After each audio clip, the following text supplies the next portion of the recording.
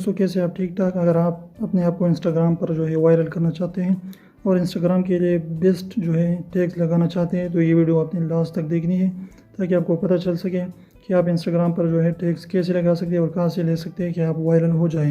तो इसके लिए आपने क्या करना है कि यहाँ पर आप देख सकते हैं स्क्रीन पर आपको नज़र आ रहा होगा हैशटैग के नाम से जो ऐप मौजूद है।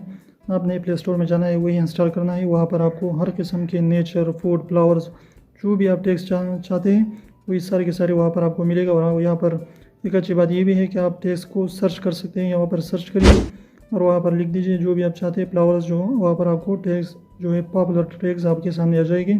और इसमें पॉपुलर कैटेगरी भी है, हर चीज़ का टैग्स वहाँ पर मौजूद है। तो अगर आप वायरल चाहते हैं, वायरल होना चाहते हैं इंस्टाग्राम पे, तो ये ऐप जो है ज़रूर इंस्टॉल करें।